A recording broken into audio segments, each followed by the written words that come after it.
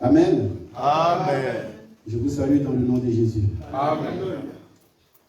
Avant toute chose, nous allons dire merci au Seigneur, parce que c'est le premier jour de l'année. Si nous sommes là, parce que notre Dieu nous a gardés. Amen. Il nous a protégés, il nous aime tant. C'est pour ça qu'il nous a couvés comme une poule qui couvre les œufs. Il nous a protégés parce qu'il s'est passé des choses toute cette année. Et si nous sommes là ce matin, c'est par plus grâce. Amen. C'est pour cela que chacun va aller dans le plus profond de son cœur pour dire merci au Seigneur. Disons merci au Seigneur. C'est le fait que nous soyons là ce matin. C'est une bénédiction. Élève la voix et dis merci au Seigneur. Père, nous te bénissons et nous te rendons grâce de ce que tu as pu nous permettre d'être là ce matin. Nous voulons t'honorer, nous voulons t'élever, nous voulons te glorifier. Nous savons qu'il s'est passé des choses toute cette année qui s'est écoulée. Mais si nous sommes là ce matin, c'est par amour, parce que tu nous as aimés. C'est pour cela que tu nous as gardés. Tu nous as accordé, éternel mon Dieu, de voir la lueur du jour. Mais maintenant, nous sommes venus pour marcher à ta lumière. Alors éclaire-nous ce matin, afin que nous voyions ta gloire. Manifeste ta puissance, que toute la gloire te revienne. Au nom de notre Seigneur Jésus. Honneur, gloire et louange à toi, au nom de Jésus. Merci Seigneur. Amen. Amen. Acclame Jésus. Acclame Jésus.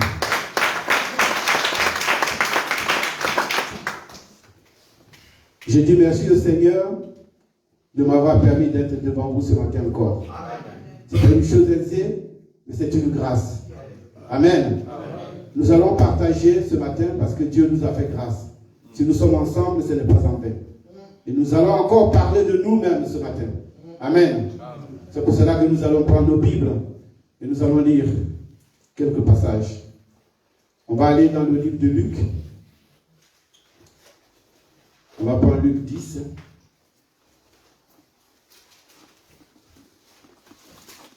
Le passage est un peu long, donc on va essayer de l'entrecouper. Luc 10, versets 25 à 27. C'est une histoire que nous connaissons et nous allons prendre quelques passages pour essayer de résumer. Amen. Amen. Quelqu'un peut-il lire Luc 10, versets 25 à 27. Amen. Amen. Luc chapitre 10, verset 25 à 27. Nous lisons la parole du Seigneur. Amen.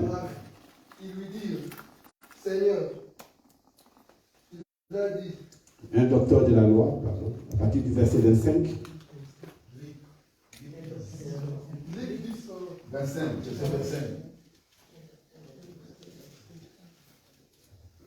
Un docteur de la loi s'éleva et dit à Jésus, pour l'éprouver, Maître, que dois-je faire pour éviter la vie éternelle? Jésus lui dit, qu'est-il écrit dans la loi? Qui lis-tu? Il répondit, tu aimeras le Seigneur, ton Dieu, de tout ton cœur, de toute ton âme, de toute ta force et de toute ta pensée, et ton prochain comme toi-même. Parole du Seigneur. On va continuer dans le même chapitre, toujours Luc 10, 36, 37. Pour ne pas faire toute la lecture, c'est parce que c'est un passage qu'on connaît. Vers la fin, 36 et 37. Nous gardons les mêmes livres, mais nous avançons un tout petit peu, 36 à 37. Lesquels de ces trois qui semblent avoir été les prochains de celui qui a été tombé au milieu des brigands? C'est celui qui a exercé la miséricorde envers lui, répondit le docteur de la loi. Et Jésus lui dit, va, et toi, fais de même. Amen. Nous connaissons un peu l'histoire de ce monsieur qui est tombé entre les mains des brigands et qui en ont fait ce qu'il voulait. Mais la Bible nous dit ici que quelqu'un a exercé la miséricorde vis-à-vis de ce monsieur. Alors Jésus dit à ceux qui lui posent la question, faites comme celui-ci, celui qui a fait la miséricorde. Son prochain était tombé sur le chemin et il lui a donné un coup de main. Nous sommes enfants de Dieu et chacun est le prochain de quelqu'un ici. Nous sommes tous des frères. Et on nous dit d'exercer la miséricorde entre nous. Parce que nous sommes tous enfants de Dieu. Mais dans cette parole, Jésus qui dit cette parole, l'a encore dit mieux quelque part d'autre. Nous sommes prochains les uns les autres. Et nous allons lire ce qu'il dit encore. Ce que nous dit la Bible dans le livre 8, verset 19 à 21.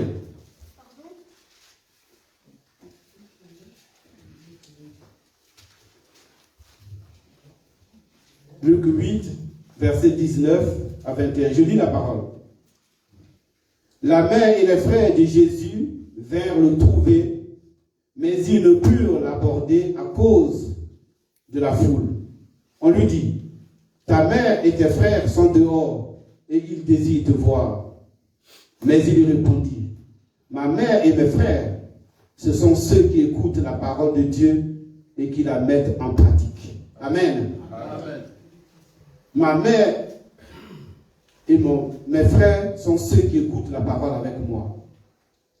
Mais dans le passé, il vient de dire, dans le verset passé, il nous a dit, notre prochain, c'est celui qui est frère à nous, celui qui est avec nous.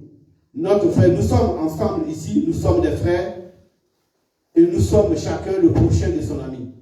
Mais ensemble, c'est nous qui écoutons ensemble la parole de Dieu.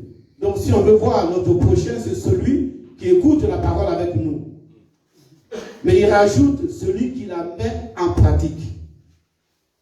Ça a son importance. Mais Jésus, quand il parlait, parce qu'il va avoir un certain détail dans un autre passage que nous allons lire dans Matthieu 22, 36 en 39, il va donner une certaine précision qui va nous donner à réfléchir. Amen. On va lire Matthieu 22, versets 36 à 39. Matthieu 22, 36 à 39. Maître, quel est le plus grand commandement de la loi? Jésus lui répondit, tu aimeras le Seigneur, ton Dieu, de tout ton cœur, de toute ton âme, de toute ta pensée. C'est le premier et le plus grand commandement. Et voici le second, qui lui est semblable. Tu aimeras ton prochain comme toi-même. Amen. Amen. Le plus grand des commandements, c'est d'aimer Dieu de tout son cœur, de toute son âme et de toute sa pensée. Mais il dit, ça c'est le premier, mais le deuxième ressemble au premier. Tu aimeras ton prochain. Comment? De tout ton cœur, de toute ton âme et de toute ta pensée. Nous sommes frères. Nous nous connaissons. Si nous regardons à nous-mêmes, est-ce que réellement nous nous aimons comme dit la parole de Jésus? Nous devons nous aimer de tout notre cœur, de toute notre force, notre âme et de toute notre pensée. Est-ce que réellement nous nous aimons autant? Or, la parole dit quelque part que l'homme se rebelle souvent contre Dieu. L'homme aime contester. Et nous allons le lire dans le livre de Romains 9, au verset 20.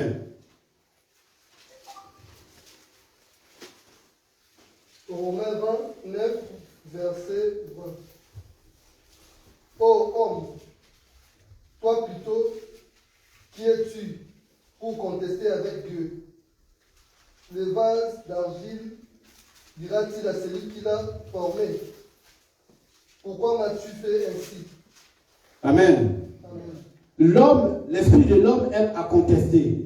Dieu nous demande de nous aimer de tout notre cœur, de toute notre âme et de toute notre pensée. Mais il dit quelque part que l'esprit de l'homme aime à contester. Déjà, il nous désavoue, il reconnaît que nous ne pouvons pas nous aimer comme il nous dit.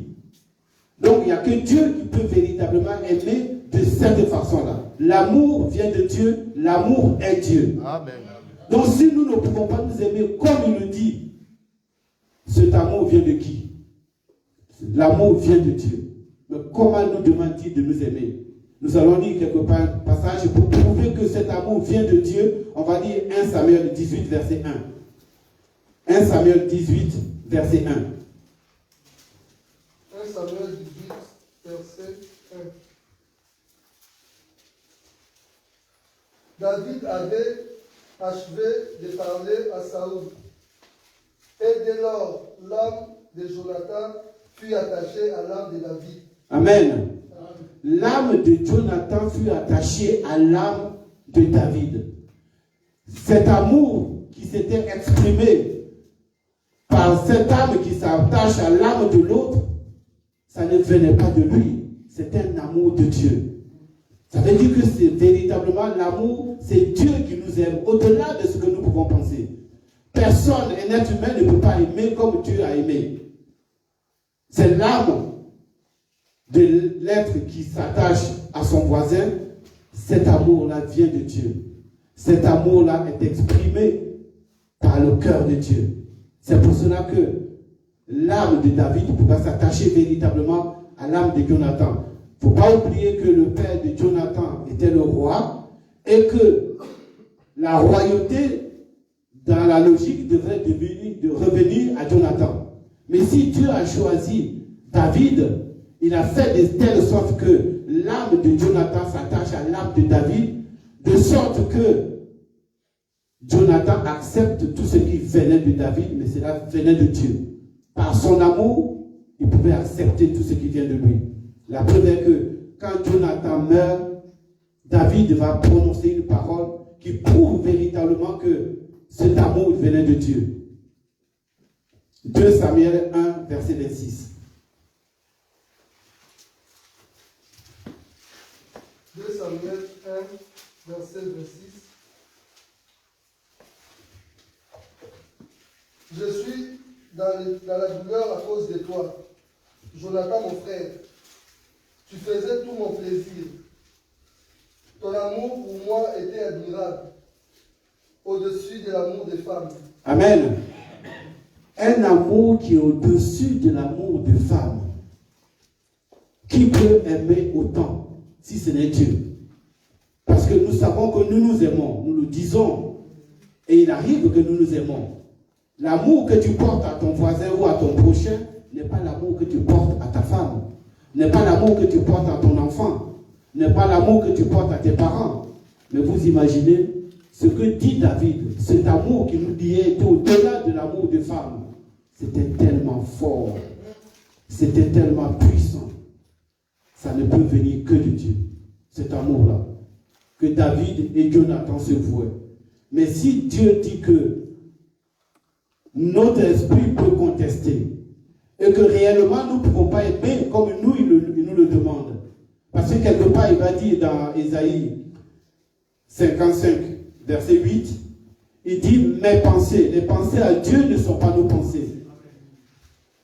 Et nos voix ne sont pas ses voix. Donc quand il dit, tu aimeras ton prochain de tout ton cœur, de toute ton âme et de toute ta pensée, il peut parler de qui? Puisque notre esprit conteste. Donc Dieu doit parler de quelqu'un d'autre. Amen. Mais dans ce cas-là, de qui parle Dieu? Parce que, pour en arriver à cela, je vais donner un petit exemple, prendre une illustration, parce que j'ai regardé un jour une vidéo du docteur Roger, et il faisait un enseignement. Et dans cet enseignement, il a présenté 3 figures. Il a présenté la figure du corps, qui est la chair, la figure de l'âme et la figure de l'esprit. Quand le corps, qui est de la terre, est influencé par tout ce qui est de la terre, le corps influence l'âme et l'esprit ne peut pas agir. Or, quand l'esprit domine, qui influence l'âme, le corps est obligé d'obéir. Parce que la force et la puissance de l'esprit soumet le corps. Amen. Donc on est obligé de marcher selon l'esprit. Nous allons lire un passage qui nous explique cela. Éphésiens 5, versets 28 à 29.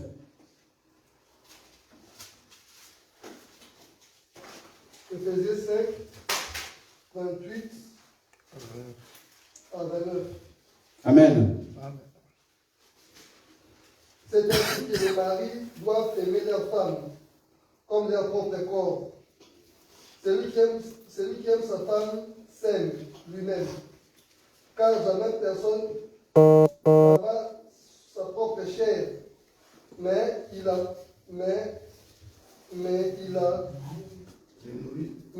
nourrit et il en prend soin, comme Christ le fait pour l'Église. Amen. Amen. Christ nous prouve qu'il a aimé son propre corps. Donc quand il parle d'aimer son prochain, de tout son cœur, de toute son âme et de toute sa pensée, Christ parle de lui-même. Dieu s'est fait chair. L'Esprit a pris un corps pour venir au milieu de nous. Donc l'Esprit doit aimer son corps qui s'est fait pour venir au milieu de nous. Donc Dieu aime son corps. Dieu aime Jésus qui venait au milieu de nous. Donc il parle de lui-même. Notre prochain, si nous voulons prendre l'exemple sur nous-mêmes, notre corps, parce qu'on parle du corps de Christ, donc notre corps est notre prochain. Mais ce corps-là que nous avons, notre prochain est lié à la terre. C'est quelqu'un qui vit sur la terre et qui est lié à la terre. Galates 5, verset 17.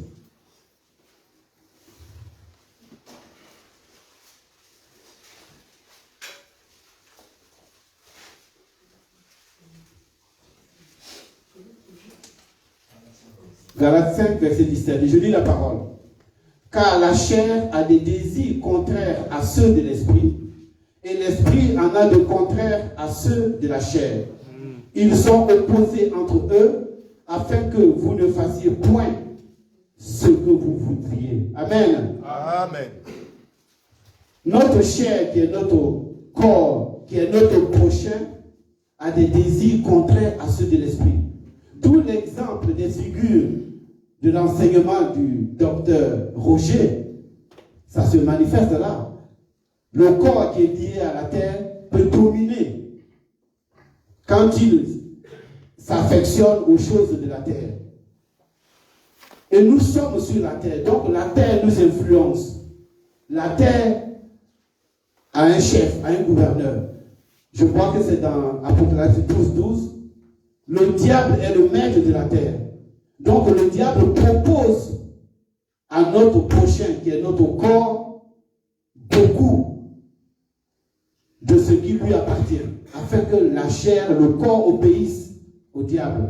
Le corps obéisse à ce qui se passe sur la terre. Donc du coup, notre prochain, notre corps, notre chair est obligé d'obéir à tout ce qui se passe sur la terre. Amen. Amen. Et Paul nous l'explique dans Romains 7, versets 14 à 17. Romains 7, Versets 14 à 17. verset 14 à 17. Amen. Nous savons, en effet, que la loi est spirituelle. Mais moi, je suis charnel, vendu au péché. Car je ne sais pas ce que je fais. Je ne fais point ce que je veux. Et je fais ce que j'ai haï. Or, je fais ce que je ne veux pas. Je reconnais par là que la loi est bonne. Et maintenant, ce n'est plus moi qui le fais, mais c'est le péché qui habite en moi. Amen. Amen. Voici la faiblesse de la chair.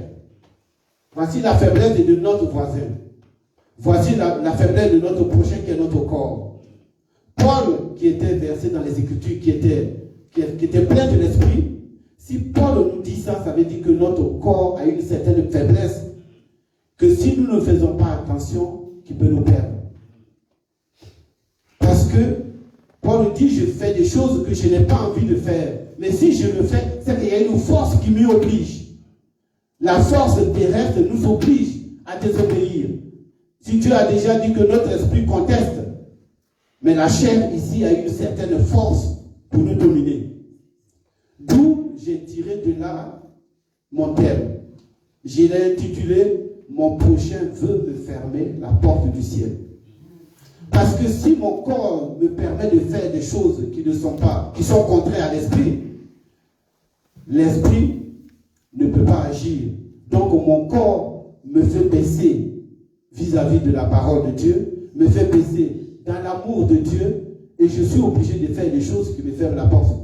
Parce que quelque part, nous allons voir que notre Seigneur Jésus-Christ, c'est son corps qui s'est donné, le corps qu'il aime tant. C'est ce corps-là qu'il a amené à la croix. C'est ce corps qu'il a condamné. Nous allons le lire dans le livre de 2 Corinthiens 13, verset 14.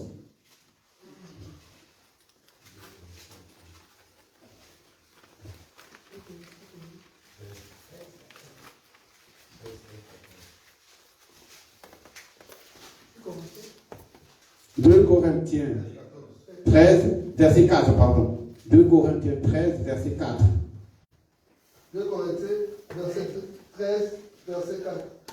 Car il a été crucifié à cause de sa faiblesse, mais il vit par la puissance de Dieu. Amen. Il a été crucifié à cause de sa faiblesse. Mais quelle était cette faiblesse? Son corps, sa chair. Or, il nous dit qu'il aime son corps de tout son cœur, de toute son âme et de toute sa pensée. Mais le corps qui obéit à la chair, le corps a fini par le perdre. Donc si nous faisons plaisir à notre corps, le corps nous ferme la porte des cieux. Parce que nous n'allons pas aller au ciel. Nous voyons là un exemple comme quoi notre propre corps devient notre premier ennemi. Nous sommes obligés de combattre ce corps-là. Parce que ce corps a des désirs qui nous empêchent de voir Dieu. Ce corps a des désirs qui nous empêchent d'espérer le salut. Donc ce corps devient nos ennemis. Et pourtant, nous devons l'aimer. Nous ne nous en débarrassons pas. Nous le gardons, ce corps-là. Mais qu'est-ce qu'il faut faire derrière? C'est à cause de cette faiblesse que nous nous éloignons de la parole de Dieu. Parce que si la faiblesse prend le dessus sur nous, nous sommes condamnés. Nous sommes obligés de vivre ce que l'esprit ne peut pas accepter. De vivre comme les hommes de ce monde. Vivre comme ce que la terre nous donne. Nous sommes obligés de marcher selon la chair, mais pas selon l'esprit. Et si nous ne marchons pas selon l'esprit, nous nous éloignons de l'espérance. Nous nous éloignons des cieux. Nous nous éloignons de Jésus. Parce que la chair nous condamne. Or pourtant, nous devons l'aimer. Mais y a-t-il pas de clé pour que nous nous en sortions? Nous allons lire l'Écriture. 1 Corinthiens 9, verset 27. 1 Corinthiens 9, verset 27. Mais je traite durement mon corps et je le tiens assujetti. Amen. Paul nous dit, pour que nous nous en sortions, voilà la solution. Nous devons traiter très dur notre corps. Nous devons le soumettre.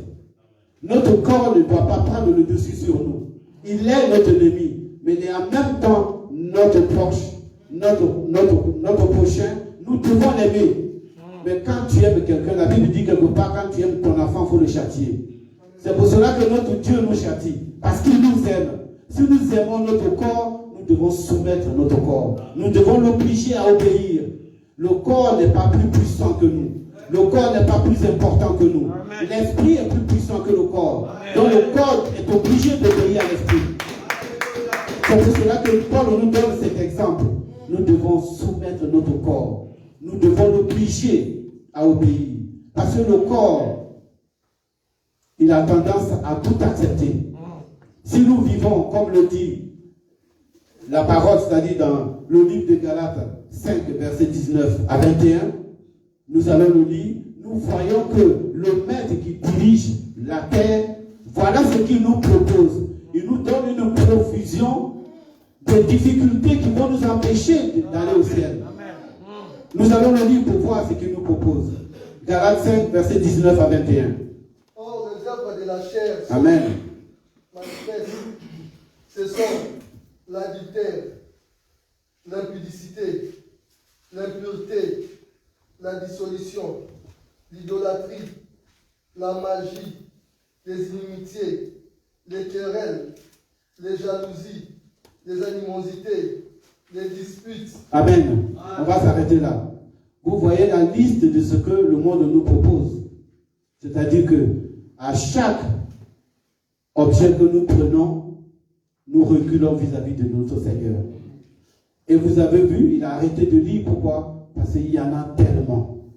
Et si nous vivons ça, nous reculons. Mais qui c'est qui vit cela? C'est notre corps, c'est notre prochain, c'est notre chair. Donc notre chair nous empêche d'aller au ciel. Notre chair nous fait reculer. Notre chair nous ferme la porte du ciel. C'est pour cela que notre chair, que nous aimons tant, est notre premier ennemi. Nous devons le combattre. Nous devons le soumettre. Nous devons lui demander d'obéir à ce que Dieu nous a donné. Parce qu'il nous a donné la parole. Il nous a donné l'enseignement. C'est par l'enseignement que nous saurons que tout ce que nous faisons n'est pas en correspondance avec ce que demande l'Esprit. N'est pas synonyme d'être sauvé, mais c'est de la condamnation. Parce que la chair nous condamne, mais nous l'avons quand même besoin, parce que sans elle, il n'y a pas de vie. Amen. Pour vivre sur la terre, nous devons vivre dans ce corps. C'est ce que Paul dit. Si je suis encore dans ce corps, c'est parce que j'ai besoin. Mais il est quand même notre ennemi, donc nous devons le soumettre. Amen. Amen. Si nous obéissons à la chair, nous sommes perdus. Parce que la Bible dit qu'à cause de sa faiblesse, à cause de la chair, que Jésus-Christ a été crucifié. Donc cette chair, elle a une force qui nous condamne. Elle a une force qui nous empêche d'espérer, d'aller dans la grâce de Dieu, d'avancer encore pour aller plus loin, pour connaître le salut. Mais est-ce que notre corps est notre seul ennemi? Plus loin, nous allons relire ce passage pour voir Luc 8, verset 21. Nous allons voir que notre corps n'est pas notre seul ennemi, mais il y en a, parce que le monde qui dirige, le diable qui dirige ce monde a beaucoup plus de ruses pour essayer de nous avoir dans son propre piège. Nous allons lire Luc 8, verset 21. Luc 8, verset 21. Amen. Ma mère, mes frères, ce sont ceux qui écoutent la parole de Dieu et qui la mettent en pratique. Amen. Mon prochain, c'est celui qui écoute la parole de Dieu avec moi et qui la met en pratique. Voilà la différence. Nous pouvons tous écouter la parole, mais est-ce que nous la mettons tous en pratique? Aujourd'hui, nous voyons qu'il y a beaucoup d'assemblées. On a l'habitude de les appeler beaucoup d'églises, mais il y a beaucoup d'assemblées. Dans beaucoup d'assemblées, il y a beaucoup qui se sont proclamés serviteurs de Dieu. Il y a beaucoup qui ont été proclamés par leurs frères. Il leur a imposé la main, il lui a dit, aujourd'hui je te fais prophète. Aujourd'hui je te fais évangéliste. Aujourd'hui je te fais docteur. Or, on a vu que le serviteur de Dieu est choisi par Dieu. On l'a vu la dernière fois, quand Dieu a appelé Aaron. Il a dit à Moïse, j'ai choisi Aaron. Où est-le pour qu'il soit à mon service? Or, nous voyons que dans ce monde, c'est les autres qui choisissent les serviteurs de Dieu, à la place de Dieu lui-même. Ceux-là, ils font partie de ce que Ésaïe appelle, je vais les appeler les 7 femmes d'Ésaïe 4. Nous allons le lire. Ésaïe 4, verset 1. Ésaïe 4, verset 1. Et cette femme saisiront en ces jours un seul homme et diront, nous mangerons notre pain et nous vêtirons de nos habits. Faites-nous seulement porter ton nom. Amen. Voilà des femmes, 7 femmes. Parce que le malin veut se faire passer pour un ange de lumière. Nous savons que là, il emploie le chiffre 7. Le chiffre 7, c'est l'accomplissement.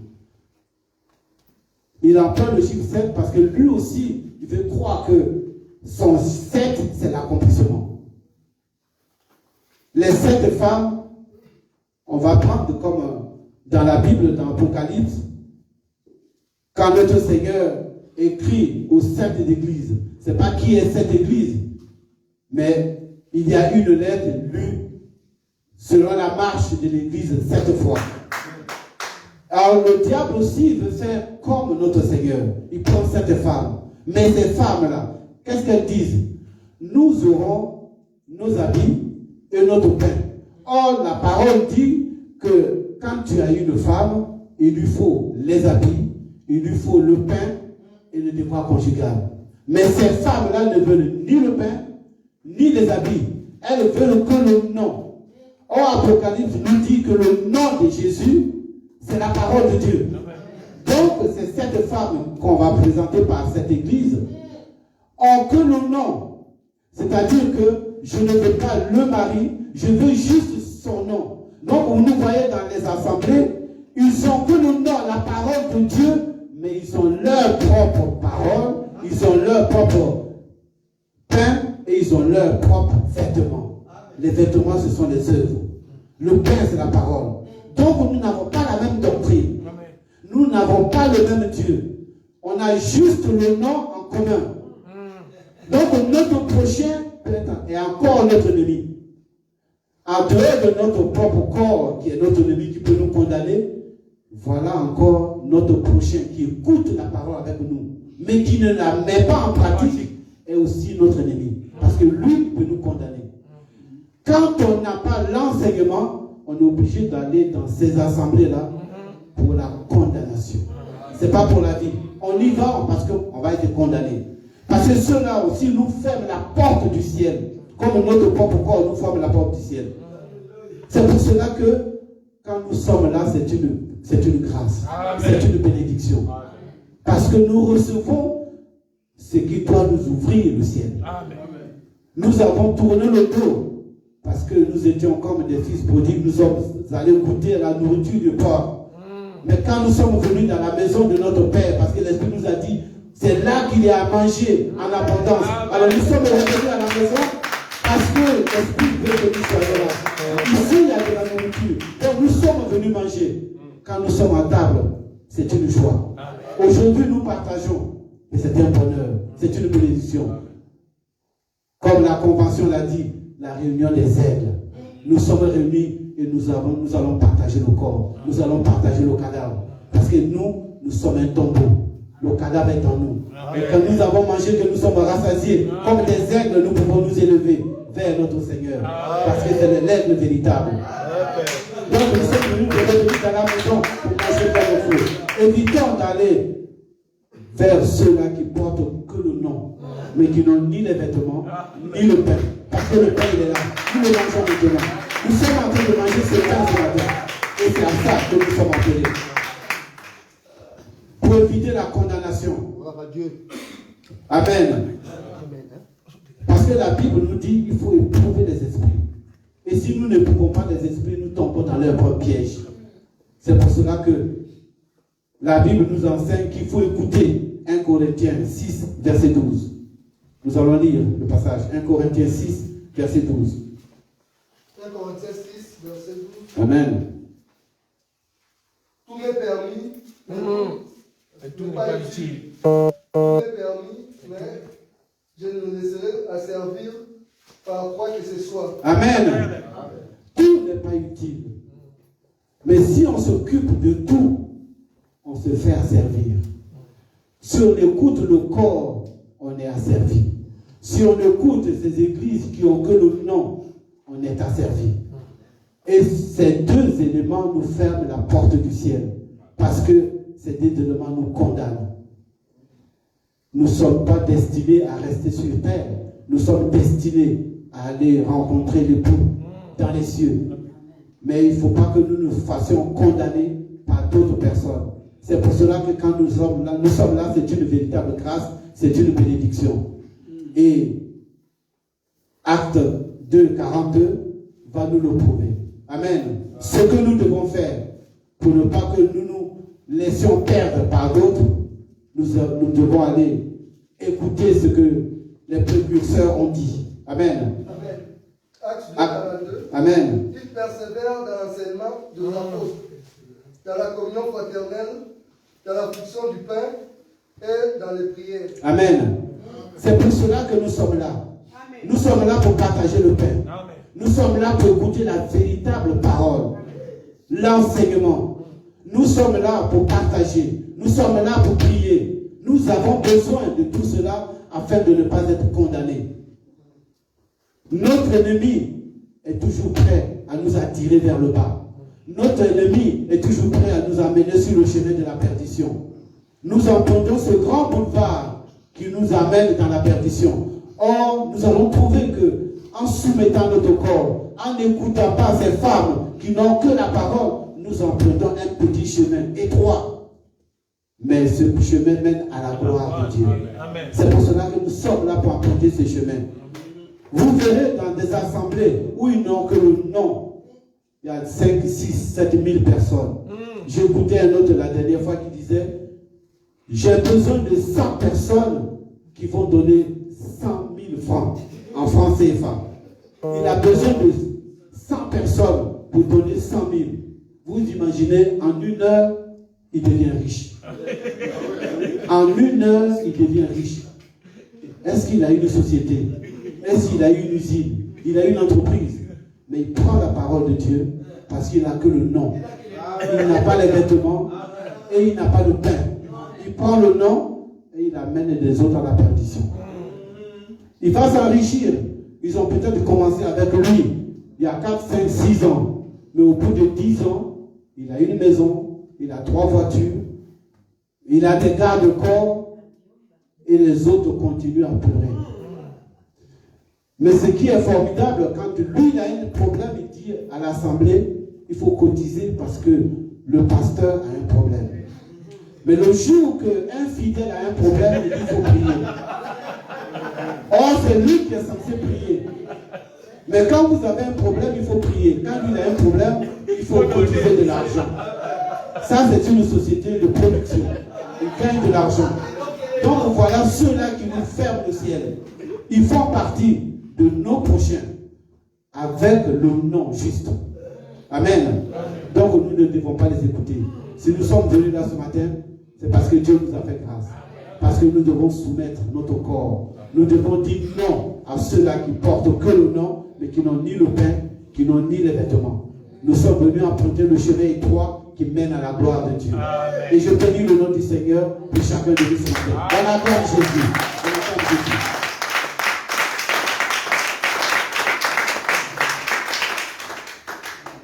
Merci.